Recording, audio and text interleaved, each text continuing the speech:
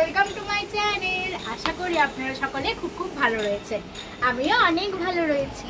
তো আমি চলে এসেছি আজকে আবারও আরেকটি নতুন ভ্লগ ভিডিও। আপনারা যারা আমার আগের ভ্লগগুলি দেখেছেন তাহলে বুঝতে পারবেন যে আমরা দিদির বাড়ি এসেছিলাম। তো লাস্ট পর্যন্ত চলেই এলো সেই দিন যখন আমাদেরকে বাড়ি যেতে হবে। অনেকদিন এনজয় করার পর অবশেষে সেই দিনটি চলেই এলো। একটু মনটা খারাপ লাগছে, তাহলেও এই প্রথমবার ফ্লাইটে যাচ্ছি, তার জন্য একটু এক্সাইটমেন্ট আছে তো বটেই। আমাদের 4 তারিখ ভোর 5টায় টিকিট রয়েছে। চলুন পুরো ভিডিওটি দেখতে থাকুন। 3 তারিখ, এখন বাজছে সকাল 6টা। এখন থেকেই আমি আমার ব্লগটি স্টার্ট করলাম। তারপর তাড়াতাড়ি ফ্রেশ হয়ে ব্রেকফাস্ট কমপ্লিট করলাম। যেহেতু আজকে বাড়ি যাওয়ার ডেট, তাই সব কিছুই সকাল থেকে টাইমলি করে নিতে হবে, যেমন খাওয়া দাওয়া বলুন, স্নান বলুন, সব কিছু। তাই খুব সকাল সকাল ব্রেকফাস্ট হয়ে গিয়েছিল, তাই বাবার সাথে চলে গিয়েছিলাম ওখানকার একটি লোকাল সেলুনে, কারণ বাবার চুল কাটার ছিল। তারপর তার পাশের একটি রেস্টুরেন্ট থেকে বেশ সুন্দর গন্ধ আসছিল। বাহিরে বেরিয়ে এসে দেখলাম যে গুজরাটি একটি খাবার ডাবেলি গরম গরম তৈরি হচ্ছে, তাই অর্ডার করে দিলাম গরম গরম ডাবেলি আর কোল্ড কফি। বাড়িতে এসে তাড়াতাড়ি স্নান করে নিলাম, কারণ আজ বাড়ি যাব বলে কথা। এতদিন ধরে থেকেছি, আবার চলেও যাচ্ছি, তারপর আবার কবে আসবো তার কোনো ঠিক নেই। তাই বাড়িতে এলাহি আয়োজন। এলাহি আয়োজনটা কি জানেন? সেটা হলো মাটন কষা আর রাইস। মাটনটা যদিও আমার ফেভারিট ছিল না, কিন্তু এখানে এসে খেয়ে আমার বেশ ভালোই লাগছে। আরও একদিন হয়েছিল, আজকে আবার লাস্ট দিন, তাই সকলে মিলে একটু গল্প করতে করতে খাওয়া দাওয়া সেরে নিলাম। তারপর কিছুক্ষণ রেস্ট নেওয়ার পর সন্ধ্যাবেলা ঘুম থেকে উঠে একটু চা বিস্কুট খেতে খেতে টিভি দেখলাম। তারপর এবার গুছানোর পালা। বাড়ি যাওয়ার সময় ঘনিয়েই এসেছে। এরপর কিছুক্ষণ সময় কাটানোর জন্য গ্রাউন্ডে গিয়েছিলাম। খুব সুন্দর হাওয়া দিচ্ছিল, তার সাথে সাথে কিছু পপকর্নও নিয়ে নিয়েছিলাম। খেতে খেতে কিছুক্ষণ টাইম স্পেন্ড করলাম। লাস্ট বারের মতো গ্রাউন্ড ফ্লোরে একটি প্লে এরিয়া আছে, যেখানে ক্যারাম রয়েছে, বিলিয়ার্ড রয়েছে, টেবিল টেনিস রয়েছে ইত্যাদি সব রকমের গেম খেলার জন্য ব্যবস্থা রয়েছে। একজনের সাথে জিজু কিছুক্ষণ বিলিয়ার্ড খেলছিল, তারপর দিদিও একটু চেষ্টা করলো। তারপর আমরা কিছু সিম্পল ডিনার করলাম এবং কিছুক্ষণের জন্য রেস্ট নিলাম। তো আমরা সকলে মিলে তৈরি হয়ে গিয়েছি। এখন বাজছে 12:55। আমাদের প্লেন আছে 5:40-এ। এই প্রথমবার যাচ্ছি বলে আমরা সকলে মিলে একটু তাড়াতাড়ি বেরিয়ে পড়ছি, কারণ সকালবেলা ওঠাটা খুবই কঠিন, তাই একটু রাত্রেই বেরিয়ে পড়ছি। খুবই এক্সাইটেড এই প্রথমবার। এবারে আমরা সকলে মিলে এয়ারপোর্টের উদ্দেশ্যে বেরিয়ে যাব। আমরা যেহেতু প্লেনে ফার্স্ট টাইম ট্রাভেল করছি, আপনাদের বলেছি আমি প্রথমে, আমাদের ভোরবেলা টিকিট আছে, তাহলেও আমরা একটু তাড়াতাড়ি বেরিয়ে যাচ্ছি। আমাদের প্রথম যেহেতু যাওয়া, তাই আমাদের কোনো সেরকম এক্সপিরিয়েন্স নেই, পুরোটাই নিজেদের করতে হয়, কারণ অন্য কেউ হেল্প করতে পারবে না। আমাদের আগের কেউ প্লেনে ট্রাভেল করেছে এরকম কেউ ছিল না। আমার বাবা মা 3 জনে বেরিয়ে গিয়েছিলাম। কিভাবে স্টেপ বাই স্টেপ আমাদেরকে এগোতে হবে সেটা আমরা করব বলে একটু তাড়াতাড়ি চলে গিয়েছিলাম। খুব বেশি সময় লাগে না, বাড়ি থেকে এয়ারপোর্ট পৌঁছাতে প্রায় 10 মিনিট মতো সময় লাগে।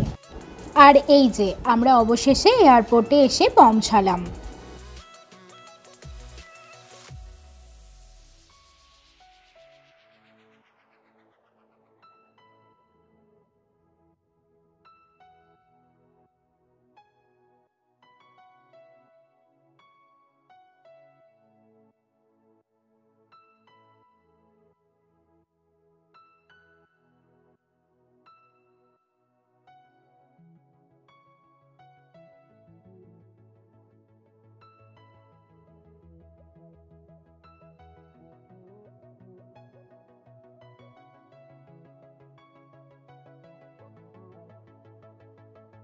প্রথমে গেটে আইডি কার্ড দিয়ে চেকিং হলো, তারপরে ভিতরে আমরা গিয়ে ব্যাগেজ কাউন্টারে ব্যাগ ড্রপ করে এবং বোর্ডিং পাস নিয়ে সিকিউরিটি চেকিংয়ের দিকে গেলাম। যেহেতু ওখানে ফোন অ্যালাউ নেই, ফোনটাও ওখানে চেকিংয়ের জন্য দিতে হয়, তাই আমি দূর থেকেই আপনাদের একটু দেখিয়ে দিলাম।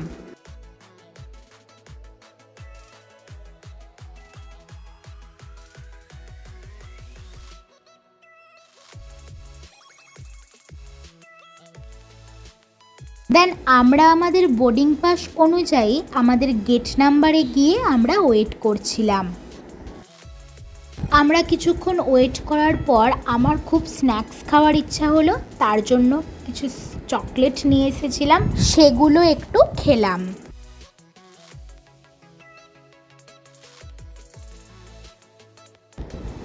অবশেষে আমাদের যাওয়ার পালা। তো চলুন প্লেনের মধ্যে যাওয়া যাক। কোনো এক্সপিরিয়েন্স ছিল না, তাহলেও আমরা সাকসেসফুলি সব কিছুই কমপ্লিট করতে পারলাম। Bye bye Ahmedabad.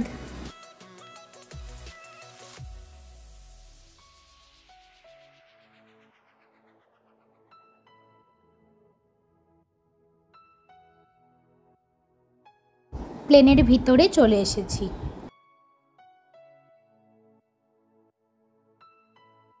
আর এই 3টি সিট ছিল আমাদের।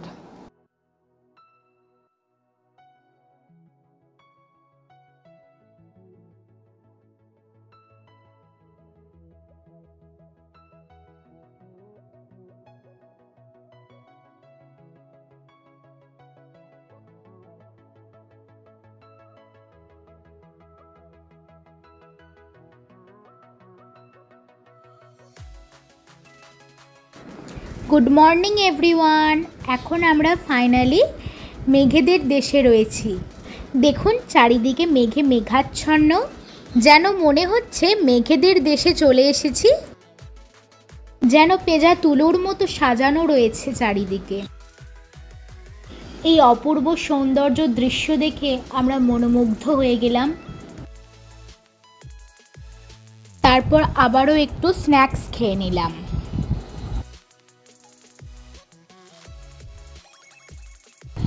অবশেষে আমরা কলকাতায় নামবো বলে।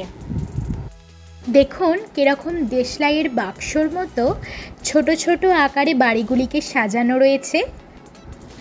কত বড় বড় ফ্ল্যাট, সেই সমস্ত ফ্ল্যাটগুলিকে উপর থেকে লাগছে যেন দেশলাইয়ের আকারে ছোট ছোটভাবে সাজানো রয়েছে।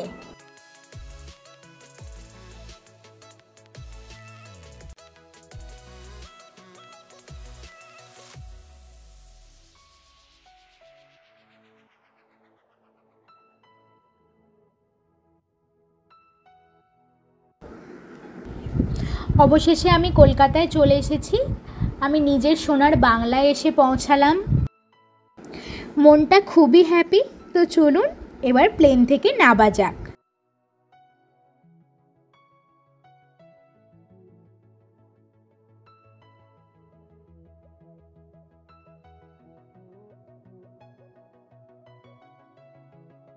আমাদের বেল্ট নাম্বার 4 থেকে ব্যাগ ক্যারি করলাম।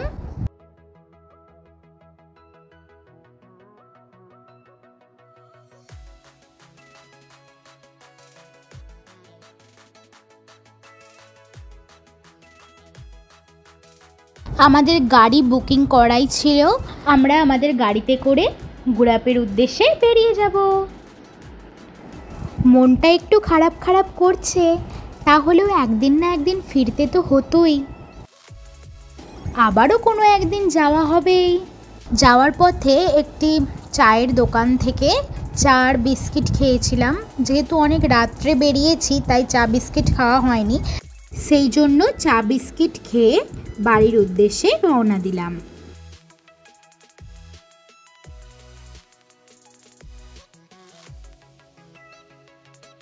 এখন আমরা বাড়ি চলে এসেছি। এসে স্নান টান করে তৈরি হয়ে গিয়েছি। আজ হচ্ছে আমাদের গ্রামে আজকের এই দিনটিতে মা রক্ষাকালীর পূজা হয়।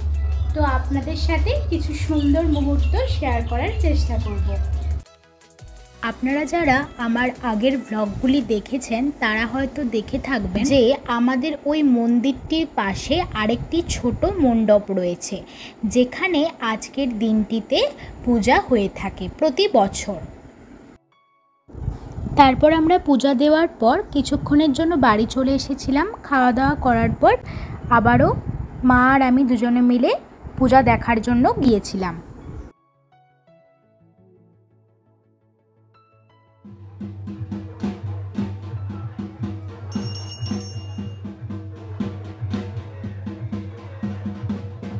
তারপর পূজাতে যে সমস্ত কিছু রিচুয়ালস থাকে সেই সমস্ত কিছু রিচুয়ালস এক এক করে দেখলাম।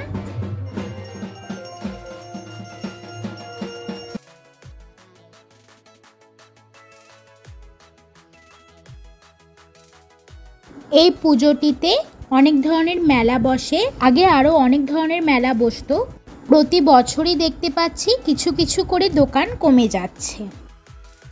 এখন একেবারেই কমে গেছে দোকান।